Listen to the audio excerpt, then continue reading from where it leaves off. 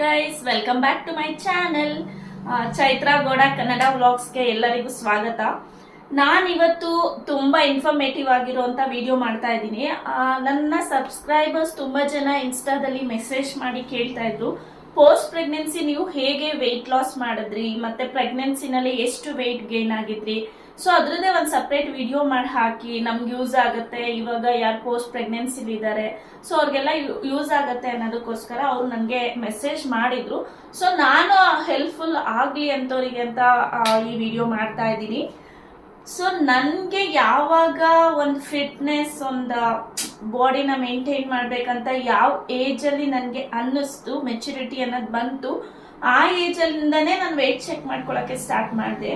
So ನನಗೆ starting ನಾನು weight check ಮಾಡ್ಕೋಬೇಕು ಅಂತ ಅನ್ಕೊಂಡಾಗ, ನಾನು ಚೆಕ್ ಮಾಡಿದಾಗ ನಾನು ಇದ್ದಿದ್ದು 42 kgs ಇನ್ ಡಿಗ್ರಿನಲ್ಲಿ ನನ್ಗೆ ಅನ್ಸಿದ್ದು ನಾನು ವೆಯ್ಟ್ ಚೆಕ್ ಮಾಡ್ಕೋಬೇಕು, ನಮ್ಮ ಬಾಡಿ ಶೇಪ್ ಮೇಂಟೈನ್ ಮಾಡ್ಕೋಬೇಕು, ಆ ಥರ ಎಲ್ಲ ಅನ್ಸಿ ಮೆಚುರಿಟಿ ಬಂದಿದ್ದು ಆ ಟೈಮಲ್ಲಿ. ಸೊ ನಾನು ಡಿಗ್ರಿನಲ್ಲಿ ಇದ್ದಿದ್ದು 42 to 45 kgs ಅಷ್ಟರಲ್ಲೇ ಇತ್ತು. ನನ್ನ ವೆಯ್ಟ್ ಗೇನ್ ಆಗೋದೇ ಇಲ್ಲ. ಅದೇನು ಹೆರಿಡಿಟಿನೋ ಏನೋ ಗೊತ್ತಿಲ್ಲ. ನನ್ನ ಅಕ್ಕ ಅಣ್ಣ ಅವರು ವೆಯ್ಟ್ ಗೇನ್ ಆಗ್ತಾರೆ, ಲಾಸ್ ಆಗ್ತಾರೆ, ಆ ಥರ ಅವ್ರ ಬಾಡಿ ಆ ಥರ ಸಪೋರ್ಟ್ ಮಾಡ್ತಾರೆ, ಏನು ಹೇಳ್ತಾರೆ ಆ ಥರ ಇದೆ ಅವ್ರ ಬಾಡಿ. ಬಟ್ ನಂದು ಆ ಥರ ಅಲ್ಲ. ನಾನು ಮೊದಲಿಂದನೂ ಸಣ್ಣನೇನೆ, ಮಗುವಿಂದನೂ ನಾನು ಸಣ್ಣನೇ ಇದ್ದೀನಂತೆ. ಸೊ ನಂದು ಕಾಲೇಜ್ ಡೇಸ್ ಫೋಟೋಸ್, ಮತ್ತೆ ನನ್ನ before marriage, after marriage, pregnancy, post pregnancy ಎಲ್ಲ ಫೋಟೋಸು ನಾನು ನಿಮಗೆ ಇಲ್ಲಿ ಆ್ಯಡ್ ಮಾಡ್ತೀನಿ. ನಿಮ್ಗೊಂದು ಐಡಿಯಾ ಸಿಗುತ್ತೆ ನಾನು ಹೇಗೆ ವೆಯ್ಟ್ ಲಾಸ್, ವೆಯ್ಟ್ ಗೇನ್ ಎಲ್ಲ ಆಗಿದ್ದೀನಿ ಅಂತ. ಸೊ ನಾನು ಯಾವತ್ತೂ ಡಯಟ್ ಅಂತ ಫಾಲೋ ಮಾಡಿಲ್ಲ. ಮೊದಲಿಂದನೂ ಅಷ್ಟೇ ನಾನು ಡಯಟ್ ಅಂತ ಫಾಲೋ ಮಾಡಲ್ಲ. ಹೆಲ್ದಿ ಫುಡ್ಸ್ ತಗೊತೀನಿ. ಬಟ್ ನನ್ನ ಒಪಿನಿಯನ್ ನಾನು ಹೇಳೋದು, ಬೇರೆಯವ್ರದ್ದೇನೋ ನನಗೆ ಗೊತ್ತಿಲ್ಲ. ನಾವು ಮನುಷ್ಯ ಹುಟ್ಟಬೇಕು ಅಂದರೆ ತುಂಬ ಪುಣ್ಯ ಮಾಡಿರಬೇಕು ಅಂತ ಹೇಳ್ತಾರೆ. ಸೊ ಹಾಗಾಗಿ ನನ್ನ ಅನಿಸಿಕೆ ಪ್ರಕಾರ ತಿನ್ನೋದನ್ನು ಅಷ್ಟೇನೆ, ಇರೋದು ಒಂದು ಜನ್ಮ, ಚೆನ್ನಾಗಿ ತಿನ್ನಿ. ಹಂಗಂತ ನಾನು ಹೇಳ್ತಾ ಇರೋದು ಅನ್ಹೆಲ್ದಿ ತಿನ್ನಿ ಅಂತ ಅಲ್ಲ. ಎಲ್ಲಾನು ಟೇಸ್ಟ್ ಮಾಡಿ ಲೈಫಲ್ಲಿ, ಯಾವುದನ್ನು ಟೇಸ್ಟ್ ಮಾಡಿಲ್ಲ, ನಾವು ಇದನ್ನ ತಿಂದಿಲ್ಲ ಅನ್ನೋ ಥರ ಬೇಡ. ಎಲ್ಲಾ ಥರನೂ ಎಂಜಾಯ್ ಕೂಡ ಮಾಡಿ, ಅದನ್ನು ನಾನು ಹೇಳ್ತೀನಿ. ಯಾಕಂದ್ರೆ ನಾವು ಮುಂದಿನ ಜನ್ಮದಲ್ಲಿ ಮನುಷ್ಯರಾಗಿ ಹುಡ್ತೀವೋ ಇಲ್ವೋ, ಏನಾಗ್ತೀವೋ ಯಾರಿಗೆ ಗೊತ್ತಲ್ವಾ. ಸೊ ಇರೋ ಅಷ್ಟು ದಿನ ನಾವು ಖುಷಿಯಾಗಿ ಎಂಜಾಯ್ ಮಾಡಿಕೊಂಡು ಹೆಲ್ದಿ ಫುಡ್ ಮತ್ತೆ ಏನೆಲ್ಲ ತಿನ್ಬೇಕನ್ಸುತ್ತೆ ತಿನ್ನೋ ಐಟಮ್ಸ್ ಅದನ್ನೆಲ್ಲ ತಿನ್ನೋಣ ಅಂತ ನಾನು ಹೇಳ್ತೀನಿ. ನನ್ನ ಅಭಿಪ್ರಾಯ, ಇದನ್ನ ಯಾರು ಪರ್ಸನಲ್ ಆಗಿ ತಗೋಬೇಡಿ. ಸೊ ನನ್ಗೆ ಅನ್ಸಿದ್ದನ್ನ ನಾನು ನಿಮ್ಮ ಹತ್ರ ಶೇರ್ ಮಾಡ್ತಾ ಇದ್ದೀನಿ ಅಷ್ಟೇನೆ. ಸೊ ನಾನು ಮೊದಲಿಂದನೂ ಹೀಗೇನೆ ಇದನ್ನೇ ಪರ್ಟಿಕ್ಯುಲರ್ ಆಗಿ ತಿನ್ಬೇಕು, ಇಷ್ಟೇ ಡಯಟ್ ಫಾಲೋ ಮಾಡಬೇಕು, ಇಷ್ಟೇ ಇಂಟೇಕ್ ಮಾಡಬೇಕು, ಆ ಥರ ಏನು ಇಲ್ಲ. ನಾನು ಫುಡ್ಡಿ, ಮೊದಲಿಂದನೂ ಫುಡ್ಡಿ ಇದ್ದೀನಿ. ನಾನು ತಿನ್ಬೇಕು ಅಂತ ತಿನ್ನೋದು ಅಂದ್ರೆ ನನಗೆ ತುಂಬಾ ಖುಷಿ. ಮತ್ತೆ ಜಾಸ್ತಿ ತಿಂತೀನಿ ಕೂಡ ನಾನು ಫುಡ್ ಎಲ್ಲ ಜಾಸ್ತಿ ತಿಂತೀನಿ. ಟು ಬಿ ಫ್ರ್ಯಾಂಕ್, ಅದ್ರಲ್ಲಿ ಏನು ಇಲ್ಲ. ಕೆಲವರಿಗೆ ಇದ್ರೂ ತಿನ್ನಕ್ಕಾಗಲ್ಲ, ಆ ಥರ ಇರುತ್ತೆ. ಸೊ ಹೇಳ್ಕೊಳ್ಳೋದ್ರಲ್ಲಿ ಏನು ಇದಿಲ್ಲ ಅಂತ ನಾನು ಹೇಳ್ತಾ ಇದ್ದೀನಿ.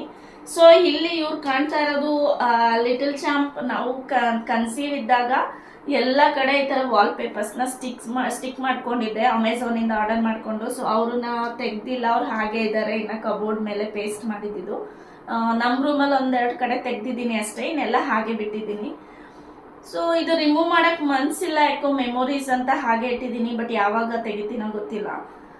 ಸೊ ಫಸ್ಟ್ ನಾನು ಹೇಳ್ದಾಗೆ ನನ್ನ ಕಾಲೇಜ್ ಡೇಸ್ ಅಲ್ಲಿ ನಾನು 42 to 45 ವಿತಿನ್ ಅಷ್ಟೇ ಇದರಲ್ಲಿ ವೆಯ್ಟ್ ಅಲ್ಲಿ ನಾನು ಮ್ಯಾನೇಜ್ ಮಾಡಿದ್ದೀನಿ. ಜಾಸ್ತಿನೂ ಆಗಿಲ್ಲ, ಕಡಿಮೆನೂ ಆಗಿಲ್ಲ. ಅದು ಸ್ಟ್ರೆಸ್ ಅಂತಾನೋ ಏನೋ ಗೊತ್ತಿಲ್ಲ, ನನ್ನ ಬಾಡಿ ಟೈಪ್ ಇರೋದೇ ಹಾಗೆ. ಸೊ ಆಫ್ಟರ್ ಮೈ ಗ್ರಾಜ್ಯುಯೇಷನ್ ನಾನು ಯಾವಾಗ ಕಾರ್ಪೊರೇಟ್ ಫೀಲ್ಡ್ಗೆ ಜಾಯಿನ್ ಆದೆ, ಕೆಲಸ, ಪ್ರೆಷರ್, ನೈಟ್ ಶಿಫ್ಟ್ಸ್ ಹಂಗೆಲ್ಲ ಅನ್ಕೊಂಡು ನಾನು around 3 to 4 kgs weight gain ಆದೆ. ಯಾಕಂದ್ರೆ ನಿದ್ದೆ ಸರಿಗಿರ್ತಾ ಇರಲಿಲ್ಲ, ಆನ್ ಟೈಮ್ ಫುಡ್ ಇರ್ತಿರ್ಲಿಲ್ಲ. ನಾನು ಪಿ ಜಿನಲ್ಲಿ ಬೇರೆ ಇದ್ದೆ. ಪಿ ಜಿನಲ್ಲಿ ಫುಡ್ ಅಷ್ಟು ಕ್ವಾಲಿಟಿ ಇರಲ್ಲ, ನಿಮ್ಗೆಲ್ಲ ಗೊತ್ತೇ ಇರುತ್ತೆ ಯಾರ್ಯಾರು ಪಿ ಜಿನಲ್ಲಿ ಇರ್ತೀರಾ. ನೀವು ಎಂಥ ಪಿ ಜಿ ಹುಡ್ಕಿದ್ರು ಅಷ್ಟು ಫುಡ್ ಕ್ವಾಲಿಟಿ ಇರುವಂಥದ್ದು ಸಿಗೋದಿಲ್ಲ, ಇಲ್ಲ ನಮ್ಮ ಟೇಸ್ಟ್ಗೆ ಅಡ್ಜಸ್ಟ್ ಆಗಲ್ಲ, ಆ ಥರ ಆಗ್ತಿತ್ತು. ಸೊ ಅವಾಗ ಸ್ವಲ್ಪ ಹೊರಗಿನ ಫುಡ್ ಜಾಸ್ತಿ ತಗೊಳಕ್ಕೆ ಸ್ಟಾರ್ಟ್ ಆಯಿತು. ಸೊ ಹಾಗಾಗಿ ಸ್ವಲ್ಪ ವೆಯ್ಟ್ ಗೇನ್ ಆದೆ. ಎಲ್ಲದರಲ್ಲೂ ಇಂಬ್ಯಾಲೆನ್ಸ್ ಆಯಿತು. ನಿದ್ದೆನೂ ಇಲ್ಲ, ಸರಿಯಾಗಿ ಊಟನೂ ಇಲ್ಲ, ಫುಡ್ಡು ಇಲ್ಲ. ಸೊ ಆ ಥರ ಆಗಿ ಮತ್ತೆ ನೀರು ನಾನು ಜಾಸ್ತಿ ಕುಡಿತಾ ಇರಲಿಲ್ಲ. ನೈಟ್ ಶಿಫ್ಟ್ ಇತ್ತಲ್ವಾ, ಸೊ ಡೇ ಫುಲ್ ನಾನು ಸ್ಟಾರ್ಟಿಂಗ್ ನೈಟ್ ಶಿಫ್ಟ್ ಅಂದರೆ ಫ್ರೆಶರ್ ಆಗಿ ನಾನು ಜಾಯಿನ್ ಆದಾಗ ಕಂಪ್ನಿಗೆ, ಅಲ್ಲಿ ನಾನು ನೈಟ್ ಶಿಫ್ಟ್ 1.5 year ಮಾಡಿದ್ದೀನಿ. ಕಂಪ್ಲೀಟ್ ನೀರು ಕುಡಿತಿರ್ಲಿಲ್ಲ. ನಾನು ಕಾಫಿ ಟೀ ಮೊದ್ಲಿಂದನೂ ನಾನು ಕುಡಿಯಲ್ಲ, ನನ್ಗೆ ಅದು ಇಷ್ಟನೂ ಆಗಲ್ಲ, ಯಾಕೋ ಕುಡಿಬೇಕು ಅಂತ ಅನ್ಸೋದು ಇಲ್ಲ. ಸೊ ಕಾಫಿ ಟೀ, ಹಾಲು ನಾನು ಕುಡಿಯಲ್ಲ, ಹಾಲು ನಂಗೆ ಇಷ್ಟ ಆಗಲ್ಲ. ಹಾರ್ಲಿಕ್ಸ್, ಬೋನ್ವಿಟಾ ಏನು ಕುಡಿಯಲ್ಲ, ನಾನು ಬೂಸ್ಟ್ ಆ ಥರ ಏನು ಕುಡಿಯಲ್ಲ. ಅದ್ರ ಬದಲು ಆಲ್ಟರ್ನೇಟಿವ್ ಆಗಿ ಜ್ಯೂಸ್ ಆ ಥರ ಏನಾದರೂ ಕುಡಿತೀನಿ, ಇಲ್ಲಾಂದ್ರೆ ನೀರು ಕುಡಿತೀನಿ ಈಗ ತುಂಬಾ ಕುಡಿಬೇಕಂತ ಅನ್ನಿಸ್ದಾಗ. ಇತ್ತೀಚೆಗೆ ಸ್ವಲ್ಪ ಟೀನ ಸ್ಟಾರ್ಟ್ ಮಾಡಿದ್ದೀನಿ because of stress, tension. So ಯಾಕೋ ಒಂಥರ ತಲೆನೋವು ಬಂತು ಅಂದ ತಕ್ಷಣ ಒಂದು 2 ಟೈಮ್ಸ್ ಟೀ ಮಾಡ್ಕೊಂಡು ಕುಡಿದಿದ್ದೀನಿ. ಸೊ ಆ ಟೈಮ್ಗೆ ತಲೆನೋವು ಹೋದಂಗೆ ಅನ್ಸಿದೆ. ಸೊ ಅವಾಗಿಂದ ನನ್ಗೆ ಏನಾದರೂ ತಲೆನಲ್ಲಿ ಓಡ್ತಾ ಇದೆ, ಇಲ್ಲ ನನ್ನ ಮೆಂಟಲಿ ಸರಿ ಇಲ್ಲ, ನನ್ಗೇನೋ ಸ್ಟ್ರೆಸ್ ಆಗ್ತಾ ಇದೆ ಅನ್ನೋ ಟೈಮಲ್ಲಿ ನಾನು ಟೀ ಮಾಡ್ಕೊಂಡು ಕುಡಿತೀನಿ. ಸೊ ಆಟೋಮೆಟಿಕ್ ಹೊರಟೋಗುತ್ತೆ. ಆ ಥರ ಅಡಿಕ್ಟ್ ಆಗಬಾರ್ದು ಅಂತ ಎಷ್ಟೋ ಸಲ ಅನ್ಕೊಂಡಿದ್ದೀನಿ. ಬಟ್ ಏನು ಮಾಡೋಣ, ತಲೆನೋವು ಬಂದಾಗ ನನಗೆ ಟ್ಯಾಬ್ಲೆಟ್ಸ್ ವಿತೌಟ್ ಡಾಕ್ಟರ್ ಕನ್ಸಲ್ಟೇಷನ್ ನನಗೆ ಟ್ಯಾಬ್ಲೆಟ್ಸ್ ಎಲ್ಲ ತೊಗೊಳಕ್ಕೆ ಇಷ್ಟ ಆಗೋದಿಲ್ಲ. ಸೊ ಹಾಗಾಗಿ ಈಗ ಸ್ವಲ್ಪ ಟೀ ಪ್ರಿಫರ್ ಮಾಡ್ತೀನಿ. ನಾನು ಕಾಫಿ ಅಂತೂ ಇಷ್ಟನೇ ಆಗೋದಿಲ್ಲ. ಸೊ ಹಾಗಾಗಿ ಕಾಫಿ ಟೀ ನಾನು ಕುಡಿಯಲ್ಲ. ಸೊ ಅದೇ ನಾನು ಹೇಳ್ದಂಗೆ ಕೆಲಸ ಸ್ಟಾರ್ಟ್ ಮಾಡಿದ್ಮೇಲೆ ವೆಯ್ಟ್ ಗೇನ್ ಆದೆ. ಅದಾದಮೇಲೆ ಒಂದು 4 ಇಯರ್ಸ್ ಅದೇ ವೆಯ್ಟ್ ಬ್ಯಾಲೆನ್ಸ್ ಮಾಡಿದೆ. ಜಾಸ್ತಿನೂ ಆಗಲಿಲ್ಲ, ಕಮ್ಮಿನೂ ಆಗಲಿಲ್ಲ. ಆಫ್ಟರ್ ದಟ್ ಮದುವೆ ಆಯಿತು. ಮದುವೆಯಲ್ಲೂ ನಾನು ಸೇಮ್, ಕೆಲವ್ರು ಹೇಳ್ತಾರೆ ಅರಿಶಿನ ನೀರು ಬಿದ್ಮೇಲೆ ದಪ್ಪ ಆಗ್ತಾರೆ ಅಂತೆಲ್ಲ ಹೇಳ್ತಾರೆ. ನಾನು ನಿಮ್ಮ ಫೋಟೋಸ್ ಆ್ಯಡ್ ಮಾಡ್ತೀನಿ. ನಾನು ಮದುವೆ ಆದ್ಮೇಲೂ ಎಷ್ಟು ವರ್ಷ ಅದೇ ವೆಯ್ಟಲ್ಲಿ ಇದ್ದೆ ಅಂತ. ಅವಾಗಲೂ ನಾನು ವೆಯ್ಟ್ ಗೇನ್ ಆಗಲಿಲ್ಲ. ಸೊ ಅದು ನಾರ್ಮಲ್ ಆಗಿದ್ದೆ. ನನ್ಗೆ ಯಾವಾಗ ಕನ್ಸೀವ್ ಅಂತ ನನಗೆ ಪಾಸಿಟಿವ್ ಆಯಿತು, ಅವಾಗ ನನ್ನ ವೆಯ್ಟ್ ಚೆಕ್ ಮಾಡಿದಾಗ ತುಂಬ ಕಡಿಮೆ ಇದ್ದೆ. ನಾನು ಆಲ್ಮೋಸ್ಟ್ ಒಂದು 52 ಅನ್ಕೊಳ್ಳಿ, 52 ಅಲ್ಲಿ ಇದ್ದೆ. ನಾನು ಮದುವೆಗೂ ಮುಂಚೆ ಒಂದು 50 ಅಷ್ಟರಲ್ಲೇ ಬ್ಯಾಲೆನ್ಸ್ ಆಗ್ತಾ ಇತ್ತು. ಸೊ ನಾನು ಕನ್ಸೀವ್ ಅಂತ ಅಂದಾಗ 52 ಲಾಸ್ ಆಗ್ಬಿಟ್ಟಿತ್ತು ವೆಯ್ಟ್. ಆಗಲೇ ಒಂದು 3.5 ಮಂತ್ಸ್ವರೆಗೂ ನಾನು ವೆಯ್ಟ್ ಗೈನ್ ಆಗಲೇ ಇಲ್ಲ. 3.5 4 ಮಂತ್ಸ್ವರೆಗೂ ನಾನು ವೆಯ್ಟ್ ಗೈನ್ ಆಗಿಲ್ಲ. ಯಾಕಂದರೆ ಹೆವಿ ವಾಮಿಟಿಂಗ್ ಇತ್ತು. ವಾಮಿಟ್ ಮಾಡಿ ಮಾಡಿ ಮಾಡಿನೇ ಅರ್ಧ ನಾನು ಫುಲ್ ಸುಸ್ತಾಗಿನೇ ಅರ್ಧ ವೀಕ್ ಆಗೋಗ್ಬಿಟ್ಟಿದೆ.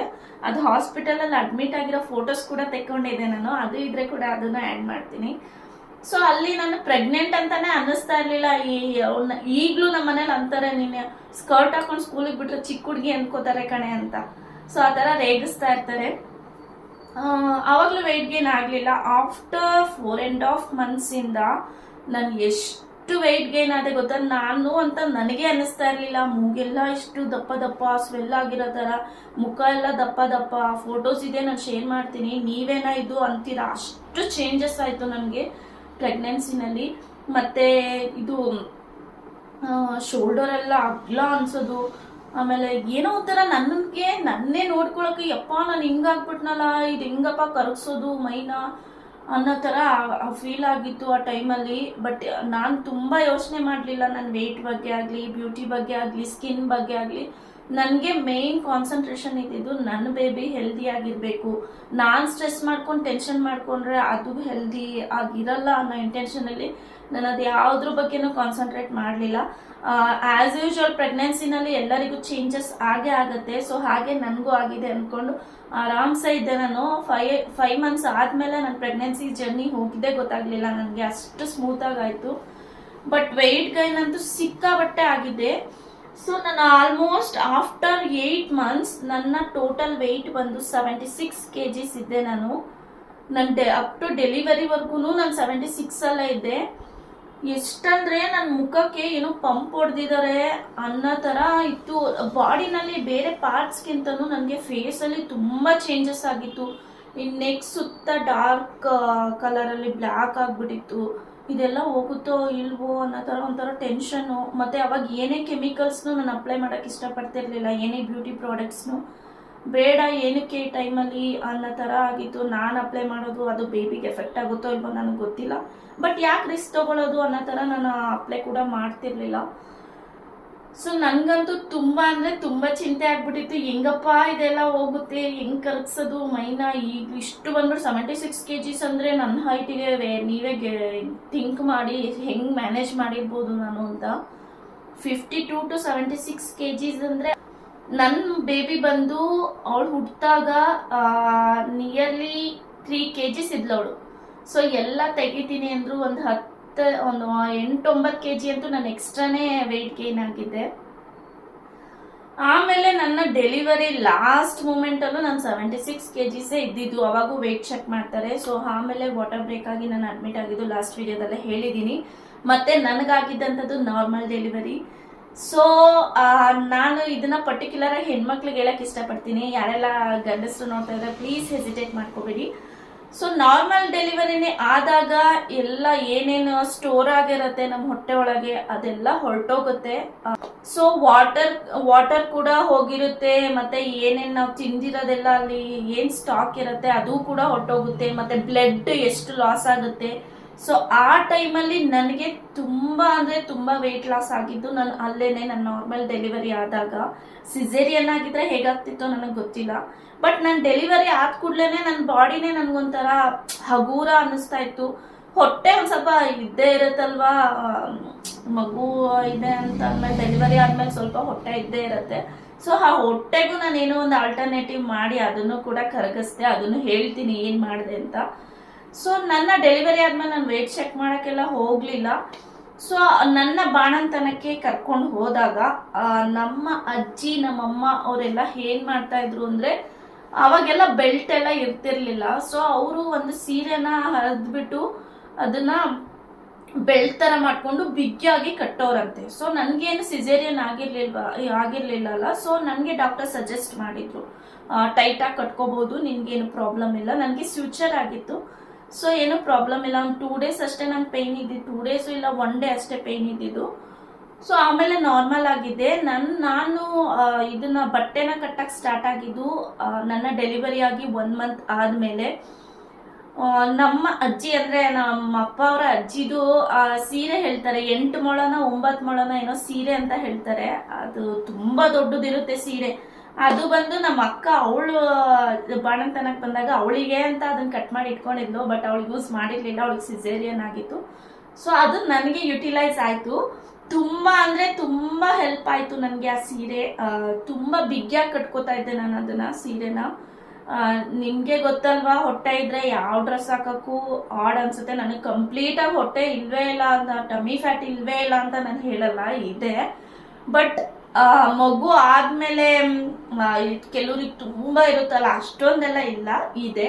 ಬಟ್ ಇನ್ನೊಂದು ವಿಷಯ ಹೇಳಕ್ ಇಷ್ಟಪಡ್ತೀನಿ ನಾನು. ಯಾರು ಫೀಡಿಂಗ್ ಮಾಡ್ತಾ ಇರ್ತೀರಾ, ಫೀಡಿಂಗ್ ಮದರ್ಸ್, ಅವರು ನೀವು ಫೀಡ್ ಮಾಡ್ತಿರುವಾಗ ವೆಯ್ಟ್ ಲಾಸ್ ಆಗೇ ಆಗ್ತೀರಾ. ಅವಾಗ ನಿಮ್ಗೆ ಸ್ವಲ್ಪ ನೀವು ತಿನ್ನಂತ ಅನಿಸ್ತೀವಿ. ನಿಮ್ ಬಾಡಿನಲ್ಲಿ ಇರುವಂತ ಎಲ್ಲಾ ಪ್ರೋಟೀನ್ಸ್, ವಿಟಮಿನ್ಸ್, ಕಾರ್ಬೋಹೈಡ್ರೇಟ್ಸ್ ಎಲ್ಲ ಕೂಡ ಬೇಬಿಗೆ ಹೋಗ್ತಾ ಇರುತ್ತೆ. ಸೊ ಹಾಗಾಗಿ ನೀವು ವೆಯ್ಟ್ ಲಾಸ್ ಆಗ್ತೀರಾ. ಆ ಟೈಮಲ್ಲಿ ನಿಮ್ಗೆ ತುಂಬಾ ಹಸು ಕೂಡ ಆಗುತ್ತೆ, ಏನಾದ್ರೂ ತಿನ್ಬೇಕು ಅನ್ಸುತ್ತೆ. ಯಾಕಂದ್ರೆ ನೀವು ತಗೋತಾ ಇರೋ ಪ್ರೋಟೀನ್ಸ್ ಮತ್ತೆ ಏನ್ ನ್ಯೂಟ್ರಿಷನ್ಸ್ ಇರುತ್ತೆ ಅದೆಲ್ಲ ಬೇಬಿಗೆ ಹೋಗ್ತಾ ಇರುತ್ತೆ. ಸೊ ಆದ್ರಿಂದ ನೀವು ವೆಯ್ಟ್ ಲಾಸ್ ಆಗಿರ್ತೀರಾ.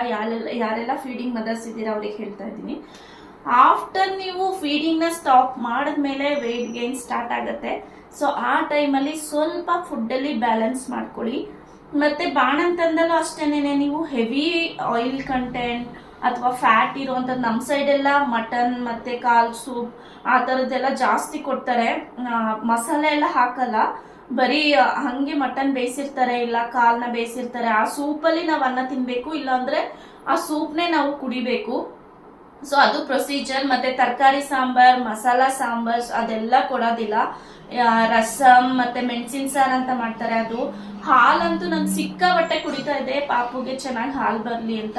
ಸೊ ಕೆಲವೊಂದ್ಸಲ ನಾನು ಅನ್ನನ ಹಾಲಲ್ಲೂ ಕಲ್ಸ್ಕೊಂಡು ತಿಂದಿದ್ದೀನಿ. ಯಾಕಂದ್ರೆ ಮಸಾಲ ಕೊಡಲ್ಲ ಅಲ್ವಾ. ಅಪ್ ಟು ಒಂದು 5 months ಅಂತೂ ನಾನು ಫುಲ್ ನೀಟಾಗಿನೇ ಬಾಣಂತನ ಮಾಡಿಸ್ಕೊಂಡೆ. ಯಾಕಂದ್ರೆ ಮುಂದೆ ಯಾವುದೇ ತರ ಇಶ್ಯೂಸ್ ಬರಬಾರ್ದು ಅನ್ನೋ ರೀಸನ್ಗೆ. ಸೊ ಹಾಗಾಗಿ ಮತ್ತೆ ವೆಜಿಟೇಬಲ್ಸ್ ಎಲ್ಲ ಬೇಯಿಸ್ಕೊಡೋರು, ಇಲ್ಲ ಅದನ್ನ ಸಾಂಬಾರಲ್ಲಿ ಬೇಯಿಸೋರು, ಬಟ್ ಮಸಾಲೆ ಹಾಕಕ್ಕೂ ಮುಂಚೆನೆ ನನಗೆ ಕೊಟ್ಬಿಡೋರು. ಸೊ ಆ ತರ ಎಲ್ಲ ಬ್ಯಾಲೆನ್ಸ್ ಮಾಡ್ಕೋಬೇಕಾಗತ್ತೆ ನಾವು ಬಾಣಂತನದಲ್ಲಿ. ಬಾಣಂತನ ಎಷ್ಟು ನೀಟಾಗಿ ಮಾಡ್ಕೋತೀರಾ ಅಷ್ಟು ಚೆನ್ನಾಗಿ ನೀವು ವೆಯ್ಟ್ ಲಾಸ್ ಆಗ್ಬೋದು.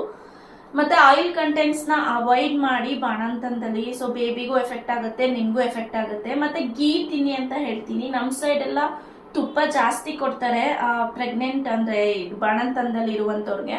ಸೊ ನಾನು ಗೀ ಚೆನ್ನಾಗಿ ತಿಂದಿದ್ದೆ, ಅದರಿಂದ ನನ್ಗೆ ವೆಯ್ಟ್ ಗೇನ್ ಎಲ್ಲ ಆಗ್ಲಿಲ್ಲ. ಸೊ ಹೀಗಿತ್ತು ನನ್ನ ವೆಯ್ಟ್ ಲಾಸ್ ಜರ್ನಿ. ಆಮೇಲೆ ನಾನು ಫೀಡಿಂಗ್ ಸ್ಟಾಪ್ ಮಾಡಿದ್ಮೇಲೆ ಸ್ವಲ್ಪ ವೆಯ್ಟ್ ಗೇನ್ ಆಗಕ್ಕೆ ಸ್ಟಾರ್ಟ್ ಆದೆ. ಅಪ್ ಟು ಒಂದು 3 kgs ವೇಟ್ ಗೇನ್ ಆದೆ. ನಾನಿದ್ದು ಪ್ರೆಗ್ನೆನ್ಸಿಗೂ ಮುಂಚೆ 52 to 54, ಬಟ್ ಇವಾಗ ನನ್ನ ಕರೆಂಟ್ ವೇಟ್ ಬಂದು 60 kgs ಇದ್ದೀನಿ. ಅಪ್ ಟು 5 to 6 kgs ನಾನು ವೇಟ್ ಗೇನ್ ಆಗಿದ್ದೀನಿ. ಸೊ ಇವಾಗ ಯಾಕಂದ್ರೆ ನಿಮ್ಗೆ ಗೊತ್ತಿರುತ್ತೆ, ಮನೇಲೇ ಇರ್ತೀವಿ, ತಿಂತೀವಿ, ಮನೇಲೇ ಆಕ್ಟಿವಿಟೀಸ್, ಹೊರಗೆ ಹೋಗಲ್ಲ, ಏನಿಲ್ಲ. ಸೊ ಹಾಗಾಗಿ ವೇಟ್ ಗೇನ್ ಆಗಿದೆ. ಇನ್ ಮುಂದೆ ಸ್ವಲ್ಪ ವಾಕ್ ಆ ಥರ ಎಲ್ಲ ಸ್ಟಾರ್ಟ್ ಮಾಡ್ಬೇಕು ಅನ್ಕೊಂಡಿದ್ದೀನಿ. ಏನಂದ್ರೆ ನನಗೆ ಬೆಳಗ್ಗೆ ಬೇಗ ಎದ್ದೇಳಕ್ ಆಗಲ್ಲ, ಅದು ಮೇನ್ ಪ್ರಾಬ್ಲಮ್. ನಾನು ನೈಟ್ ಎಷ್ಟು ಲೇಟ್ ಆಗಾದ್ರೂ ಮಲ್ಕೊಂಡ್ಬಿಡ್ತೀನಿ, ಬೆಳಗ್ಗೆ ಬೇಗ ಇದ್ರೆ ನನಗೆ ಆ ಫುಲ್ ಡೇ ನಾನು ಆಕ್ಟಿವ್ ಆಗೇ ಇರೋದಿಲ್ಲ. ಸೊ ಆ ಥರ ನನಗೆ ಪ್ರಾಬ್ಲಮ್. ಸೊ ಇಷ್ಟು ನನ್ನ ವೆಯ್ಟ್ ಲಾಸ್ ಜರ್ನಿ. ನಾನು ತುಂಬಾ ಕಟ್ನಿಟ್ಟಾಗಿ ಏನನ್ನು ಫಾಲೋ ಮಾಡಿಲ್ಲ ವೆಯ್ಟ್ ಲಾಸ್ ಆಗ್ಬೇಕು ಅಂತ. ಇರೋದನ್ನೇ ಮಾಮೂಲಿ ಮೇಂಟೈನ್ ಮಾಡ್ಕೊಂಡು ಹೋಗ್ತಾ ಇದ್ದೀನಿ ಅಷ್ಟೇ. ಕೆಲವರು ಡಯಟ್ ಫಾಲೋ ಮಾಡ್ತಾರೆ, ನ್ಯೂಟ್ರಿಷನ್ಸ್ ತಗೋತಾರೆ, ಮತ್ತೆ ಡಾಕ್ಟರ್ ಕನ್ಸಲ್ಟ್ ಮಾಡ್ತಾರೆ, ನ್ಯೂಟ್ರಿಷನಿಸ್ಟ್ ಇಟ್ಕೊಂತಾರೆ. ಹೀಗೆ ಏನಾದ್ರೂ ಒಂದೊಂದು ಪ್ಲಾನ್ ಮಾಡಿಕೊಂಡು ಅವ್ರ ಬಾಡಿನ ಮೇಂಟೈನ್ ಮಾಡ್ತಾ ಇರ್ತಾರೆ. ಬಟ್ ನಾನು ಆ ಥರ ಇಲ್ಲ. ನಾನು ಮೊದಲೇ ಫುಡ್ಡಿ. ಸೊ ನನಗೆ ಇಷ್ಟ ಆಗಿದ್ದನ್ನು ನಾನು ತಿನ್ಬಿಡ್ಬೇಕು. ನನ್ಗೆ ಆ ಟೈಮಿಗೆ ಬೇಕು ಅದು ಅನ್ಸಿದ್ರೆ ನಾನು ಆ ಟೈಮಿಗೆ ತಿನ್ಬಿಡ್ಬೇಕು. ಮೊದಲಿಂದಾನೇ ಹಿಂಗೇನೆ. ನಾನು ಸ್ವಲ್ಪ ನಾನ್ ವೆಜ್ ಜಾಸ್ತಿ ತಿಂತೀನಿ ನಾನು. ಸೊ ಹಾಗಾಗಿ ನಾನು ವೆಯ್ಟ್ ಲಾಸ್ ಅಂತ ಯಾವುದನ್ನು ಕೂಡ ಮಾಡಿಲ್ಲ ಇದುವರೆಗೂ. ವೆಯ್ಟ್ ಲಾಸ್ಗೋಸ್ಕರ ಅಂತಾನೆ ನಾನು ಯಾವುದನ್ನು ಜಿಮ್ಗಾಗ್ಲಿ, ಎಕ್ಸಸೈಸ್ ಆಗಲಿ, ವರ್ಕೌಟ್ ಆಗಲಿ ಯಾವುದೇ ಥರದನ್ನು ಮಾಡಿಲ್ಲ. ಸೊ ಹಾಗಾಗಿ ನಾನು ವೆಯ್ಟ್ ಲಾಸ್ಗೆ ಅಂತ ನಾನು ಪರ್ಟಿಕ್ಯುಲರ್ ಆಗಿ ಇಂಥದ್ದೇ ಮಾಡಿದ್ದೀನಿ ಅಂತ ನಾನು ಹೇಳೋದು ಇಲ್ಲ. ಸೊ ಮೇ ಬಿ ಹೆರಿಡಿಟಿ ನನ್ನ ವೆಯ್ಟ್ ಲಾಸ್ ಕೂಡ ಹೀಗೆ ಇರ್ಬೋದು, ವೆಯ್ಟ್ ಗೇನ್ ಆಗದೆ ಇರ್ಬೋದೇನೋ. ನಾನು ಇವಾಗ ಅರೌಂಡ್ 60 kgs ಇದ್ದೀನಿ. ಸೊ ನನ್ನ ಏಜಿಗೆ, ನನ್ನ ಹೈಟಿಗೆ ಇವಾಗ ನಾನು ಕರೆಕ್ಟ್ ವೆಯ್ಟ್ ಇದ್ದೀನಿ. ಸೊ ಹಾಗಾಗಿ ಇನ್ನ ಸ್ವಲ್ಪ ಕರಗಿಸ್ಬೇಕು. ನಾನು ಸ್ವಲ್ಪ ಇನ್ನ ವೆಯ್ಟ್ ಲಾಸ್ ಆಗಬೇಕು. ನನ್ನ ಅನಿಸಿಕೆ ಪ್ರಕಾರ ಇನ್ನ ಒಂದು ಅಟ್ಲೀಸ್ಟ್ 2 to 3 kgs ಆದ್ರೂ ನಾನು ಡೌನ್ ಆಗಬೇಕು. ಅರೌಂಡ್ 56 ಬಂದ್ರೆ ನನ್ಗೊಂಥರ ಸಮಾಧಾನ, ನೆಮ್ಮದಿ. ಸೊ ನನ್ಗೆ ಟಮ್ಮಿ ಫ್ಯಾಟ್ ಇಲ್ಲ ಅನ್ಕೋಬೇಡಿ, ನನ್ಗಿದೆ ಟಮ್ಮಿ ಫ್ಯಾಟ್. ನಿಮ್ಗೆ ಕಾಣಿಸಲ್ಲ ಅಷ್ಟೇನೆ, ನೋಡಿ ಇಷ್ಟಿದೆ ಇನ್ನ ಟಮ್ಮಿ ಫ್ಯಾಟ್. ಸೊ ಇದನ್ನ ಕರಗ್ಸಕ್ಕೆ ಕಷ್ಟ, ಯಾಕಂದ್ರೆ ಇದು ಬೇಬಿ ಬಂಪ್, ಏನು ಮಾಡಕ್ ಆಗೋದಿಲ್ಲ. ಸೊ ನೋಡೋಣ ಫ್ಯೂಚರ್ ಡೇಸ್ ಅಲ್ಲಿ ಆದ್ರೆ ಕರಗ್ಸಕ್ಕೆ ಟ್ರೈ ಮಾಡ್ತೀನಿ. ಸೊ ಇಷ್ಟಿದೆ ಹೊಟ್ಟೆ. ಸೊ ನನಗೆ ತುಂಬಾ ಲೂಸ್ ಸ್ಕಿನ್ ಆ ಥರ ಎಲ್ಲ ಏನೂ ಆಗಿಲ್ಲ. ಕೆಲವರಿಗೆ ಆಗತ್ತೆ ಸಿಸೇರಿಯನ್ ಇರೋರಿಗೆ, ಮತ್ತೆ ಸ್ಟ್ರೆಚ್ ಮಾರ್ಕ್ಸ್ ಆ ಥರ ಎಲ್ಲ ಇರುತ್ತೆ. ನನಗೆ ಆ ಥರ ಏನೂ ಇಲ್ಲ. ಅದಕ್ಕೆಲ್ಲ ಸ್ಕ್ರೀನ್ಸ್ ಹಾಗೆ ಹೀಗೆ ಅಂತಾರೆ, ಬಟ್ ಅದು ಯಾವುದು ವರ್ಕೌಟ್ ಆಗಲ್ಲ ನನ್ನ ಪ್ರಕಾರ. ಸೊ ನ್ಯಾಚುರಲ್ ಆಗಿ ಆದಷ್ಟು ಅದನ್ನೆಲ್ಲ ಕಂಟ್ರೋಲ್ ಮಾಡ್ಕೊಳ್ಳಿ. ನಾನು ಒಂದೇ ಮೆಥಡ್ ಯೂಸ್ ಮಾಡಿದ್ದು ನನ್ನ ಬಾಣಂತನದಲ್ಲಿ, ಅದೇ ಸೀರೆ ಹೇಳಿದ್ನಲ್ಲ, ಅದನ್ನ ಬಿಗ್ಯಾಗಿ ಕಟ್ತಾ ಇದ್ದೆ ನಾನು.